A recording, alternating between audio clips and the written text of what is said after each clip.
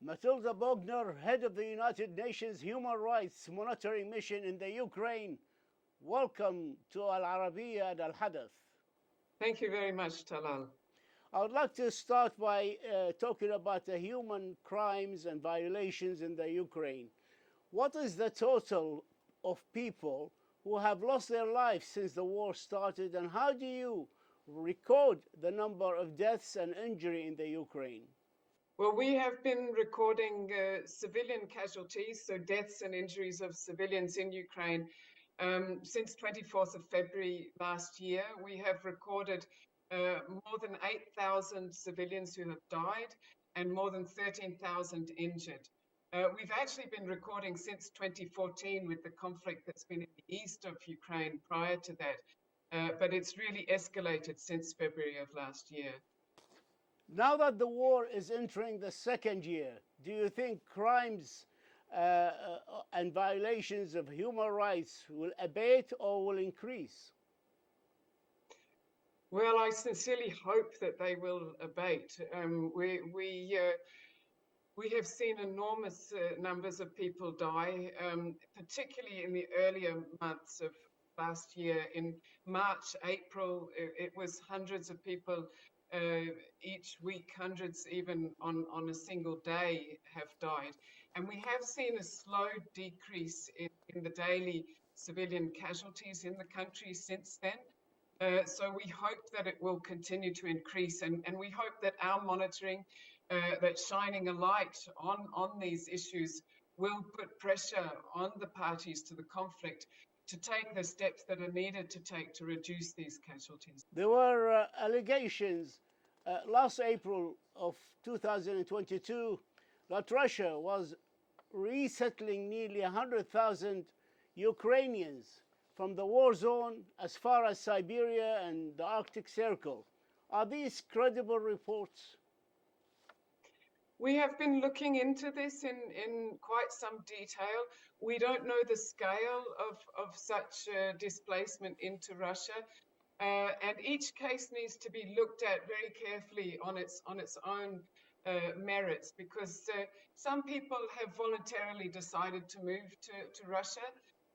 It has been the safe option for them to move in that direction, whilst others have been forcibly moved.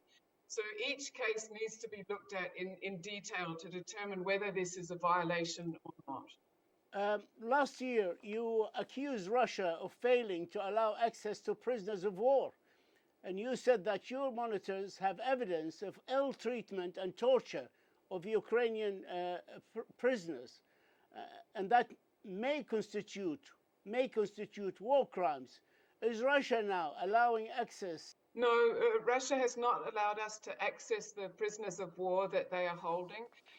We have not been able to access them either in occupied areas or in the Russian Federation itself. We did have one visit to prisoners of war in occupied areas, but it was not confidential. We were not able to carry out confidential interviews with those prisoners of war. But we have documented violations on both sides. We do have access to visit places of detention within Ukraine. So we have visited Russian prisoners of war within Ukraine, where we have also documented violations such as torture and ill treatment. So we definitely need to have access to the ones that Russia is holding, and to be able to monitor their situation and also publicly document and publish what has been happening to them. I'd like to move to the topic of crimes and accountability. You worked in the United Nations system since 2006, worked in leadership positions in human rights in Central Asia, the Pacific, Southeast Asia, even Libya and Belarus, and have a good command of the Russian language, I understand. And you are actually a criminal defense lawyer by profession. And hence, my question to you, since you are very well situated, can you summarize the major crimes committed by each side in this war? The US is now accusing Russia openly of committing crimes against humanity. What we have documented have been violations, serious violations of international human rights law, and serious violations of international humanitarian law. And those violations some of those violations amount to war crimes. Um, the types of war crimes that we have been documenting have been torture and ill treatment, summary executions, enforced disappearances, as well as crimes that relate to the conduct of hostilities, as we were discussing in the beginning, civilians being killed just in the hostilities, the sides not taking enough precautions, not making sure that their hostilities will not affect the civilians who are around. But do they tantamount to the four categories of crimes that the ICC, for example, specialize in, such as crimes against humanity, war crimes, genocide, and crimes of aggression? Do they reach to that level? Certainly, they reach to the level of war crimes. In terms of crimes against humanity, it really would need to go before a tribunal who would be looking at individual criminal responsibility, and they would need to assess in a lot of detail the criminal responsibility for any individual in relation to those crimes. Crimes against humanity involve war crimes, but not only war crimes. It needs to be shown that that is part of a broader attack against a civilian population. Realistically speaking, will we see ever justice served to those who deserve to be held accountable for these crimes? Realistically speaking. We have already seen a number of cases prosecuted by the Ukrainian authorities against Russian prisoners of war who were accused and then found guilty of war crimes. So at that level, at the national level, I think we will see some accountability.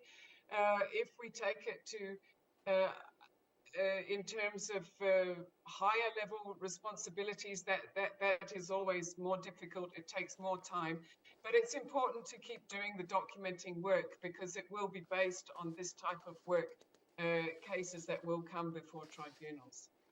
About your work and about your team, what are the biggest obstacles that face your team in carrying their mandate? Is it safety concerns? Is it accessibility? What is it? Well, it's both of those that you said. We certainly can't get to places where there is severe hostilities because it's just too unsafe. So that does mean that for communities right along the front line, it's very difficult for us to monitor the situation for them. We still do distance monitoring. We still find ways to do that, but it makes it a lot more difficult. Similarly with access, we don't have any more access to occupied areas of Ukraine, and we don't have access to the Russian Federation where people have been moving from Ukraine or where prisoners of war are located. How do you and your team obtain and verify information? How do you go about determining who is responsible for the crimes and violations? How difficult is that to ascertain? Our main source of information is from victims and witnesses themselves. So we go into the communities where these things have happened. We talk to the people who were directly affected. We take their statements and we talk to as many people as we can. We then cross-check that. We look at government documents, official records. We look at photographic and video evidence, the whole spectrum of information that we can get. And then we cross-check it, and we look at whether it's reasonable to believe that this violation took place or not. This information that you collect and document, what do you do with it? Are they already being given to other bodies, or will that be done at the end of the war when things settles down? Well, we have a secure database where all of our information goes to make sure that it is properly and securely stored and always will be available now and into the future. We publish our reports regularly. 4 times a year, we publish reports that go to the Human Rights Council. We are also the authors of the reports that come out from the Secretary General on the situation of human rights in Crimea. And we publish other briefing papers and so on during the year. So a lot of our reports, our information is made public, but we do also share directly with governments, with regional organizations, with others who are of relevance to the human rights situation in Ukraine. We share directly information with them that we collect. These informations that you're collecting and documenting will at one day be used, you see it being used in the ICC, International Criminal Court, or a special tribunal set up specially for the crimes in the Ukraine, whether set up in Ukraine or another country. Well, our information has already been used by international courts and tribunals. It's been used by the International Court of Justice, by the European Court of Human Rights, and others. So we do think that it is important and that the information we collect will be used. The ICC is in Ukraine. They are actively investigating cases, and we expect that they will be able to bring cases. Time is caught up with us. I have one last question is to you and to your monitors that exceed 100 monitors working in the Ukraine by now. How do you guys cope with the crimes, the horror of the crimes that you are witnessing and documenting? How do you handle this aspect of the job? It is difficult. It's difficult for the staff that are going out day after day. I know when we were documenting, for example, the killings of civilians, the summary executions of civilians, it was hard for our staff. It was hard for myself sometimes to hear these stories. But the fact that we know that this is part of trying to achieve justice for the victims, that this is part of trying to achieve justice for the families of the victims, I think that helps to keep us going. Matilda Bogner, head of the United Nations Human Rights Monitoring Mission in the Ukraine, we thank you for your good work and for defending human rights in the Ukraine and everywhere else in the world, actually. And we wish you the very, very best of luck. And please stay safe. Thank you very much, Talal. I very much appreciate that. Thank you. Thank you.